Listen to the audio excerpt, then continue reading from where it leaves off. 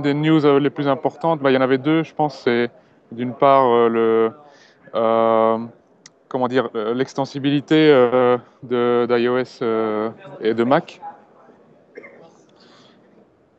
Et ouais, non, Continuity, ça c'est pour continuer un travail entre le Mac et l'iPhone. Mais moi, ce que je parlais plus, c'était le fait de pouvoir mettre des genres de plugins dans l'OS. Ouais. Donc ça va ouvrir la porte à une toute nouvelle catégorie d'applications, je pense, où les applications existantes vont pouvoir avoir des nouvelles fonctionnalités super importantes. Ajouter un nouveau service, par exemple comme Twitter à l'OS, des choses comme ça. Bon, on peut imaginer beaucoup de choses. Je crois qu'il va falloir plusieurs semaines pour comprendre tout ce qu'on va pouvoir faire avec ces nouvelles technos. Et, et alors, l'autre grosse nouveauté, bah, c'est le langage Swift. Ouais, Swift. Drôle de nom. Mais... Bah, j'ai commencé à lire le bouquin cette nuit. Ça a l'air bien. Je pense que ça va pas être facile au niveau de l'apprentissage parce que c'est un langage complet avec beaucoup de fonctions qui sont parfois assez différentes de ce qu'on faisait en Objective-C. Mais je pense qu'une fois qu'on maîtrisera ce langage, on devrait être beaucoup plus productif. Moins de lignes de code pour faire la même chose, des lignes de code plus faciles à lire probablement. Euh, bon, euh, et alors, c'est un langage moderne, hein. Apple était un peu à la traîne par rapport à Microsoft et Google. Donc, ils étaient restés sur du C. Ça donnait des avantages, hein, par contre, sur le bas niveau, etc. Mais bon, là maintenant, apparemment, ils combinent du haut niveau et du bas niveau, et c'est ça qui est intéressant. Il y a toutes les fonctions modernes, des langages modernes, quoi. Et en plus, on garde les performances maximales, voire même plus élevées que ce qu'on avait avec Objective-C. Donc c'est un bon compromis, on va dire. Mais ouais, après, sur le langage en lui-même, bon, c'est un bouquin de 700 pages quand même, donc il faut le digérer. Il faut le digérer. Mais, euh, mais bon, là, on va voir. Je pense que c'est très prometteur. Bon, il y a sans doute beaucoup de développeurs qui vont râler parce qu'il faut apprendre un nouveau langage. Mais après, Apple, moi, j'aime bien voir des changements qui tranchent comme ça. C'est des évolutions majeures et je crois qu'il n'y a que Apple qui est finalement capable de faire des transitions comme ça. Allez, partir d'un langage que tout le monde connaît et puis le mettre à zéro et repartir sur quelque chose de nouveau. Bon, ben voilà. Oui. J'ai l'impression que c'est plutôt enthousiaste, ouais. C'est plutôt enthousiaste. En fait, je crois que c'est lié un peu au message. Bon, Tim Cook, Apple, ils sont vraiment allés complètement dans l'ouverture cette année, contrairement peut-être aux autres années. Quand on regarde HomeKit, c'est pour brancher des appareils qui sont fabriqués par d'autres entreprises, les brancher à iOS.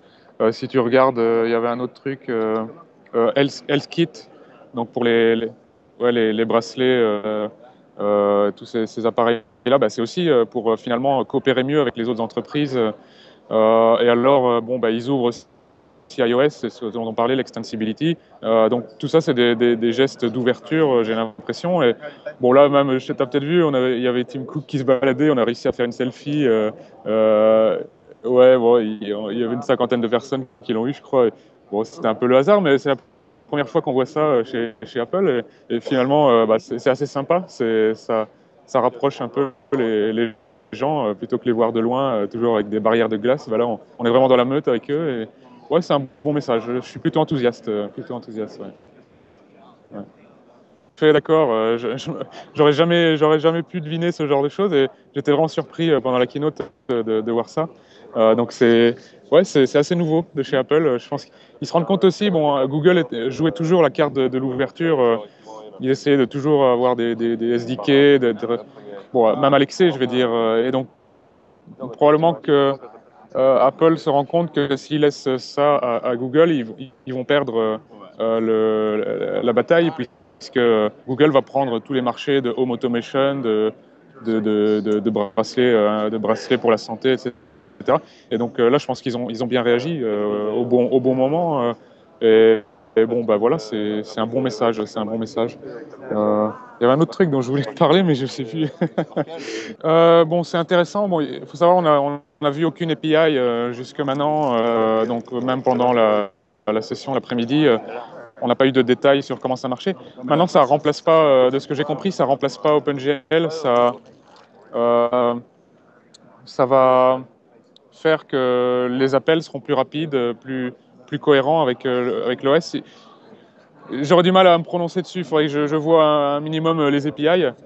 Mais par contre, ça nous concerne aussi parce qu'on a quand même, sur l'une ou l'autre application, on utilise fort les techniques OpenGL pour le traitement d'images. Et donc, bon, c'est vrai qu'ils présentent ça pour les jeux, mais je pense que les gains de performance seront aussi là dans des applications qui utilisent ces technos-là, quoi. Donc, bon, voilà, faudra jouer avec, voir ce que ça peut donner.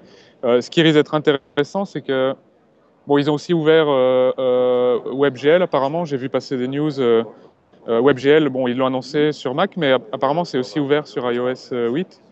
Et ça, c'est un peu une surprise parce que, bon, finalement, WebGL, c'est un toolkit qui permet, avec les technologies web, de faire des jeux vidéo.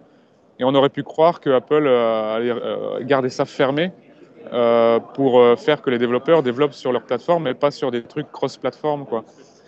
Et bon, ben là, a priori, ils l'ont ouvert. J'ai vu donc Chronos Group, là, les gens qui gèrent OpenGL, ils ont tweeté des trucs hier comme quoi c'était ouvert.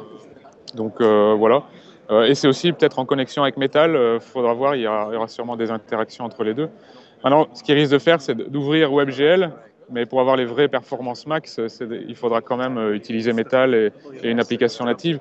Bah, bon, de toute façon, c'est une bonne approche, hein. Je veux dire, il faut que le développeur ait un intérêt à utiliser leur. Voilà, c'est ça, ouais, ouais, tout à fait. Ouais, il y a deux choses. Il y avait ça, c'est l'extensibilité, c'est-à-dire pouvoir démarrer un document à partir de n'importe quelle application. Ouais, donc il y avait l'aspect iCloud et il y avait l'aspect Interop en fait, hein. Il y a deux aspects au truc. Euh, Ben bon, ça va changer beaucoup de choses. Bon, ils ont parlé aussi de pouvoir brancher des services de cloud alternatifs comme Dropbox. Ben, ils n'ont pas parlé de Dropbox, ils ont parlé des autres, mais je pense que ça devrait marcher avec Dropbox aussi. Euh, mais ouais, ça va être sympa parce que c'était quand même une grosse limitation d'iOS de pouvoir ouvrir des documents d'une app à l'autre, etc. C'était très problématique. Donc là, encore une fois, faut voir comment ça marche en vrai, hein, mais a priori, c'est très bien, c'est très chouette. Ouais.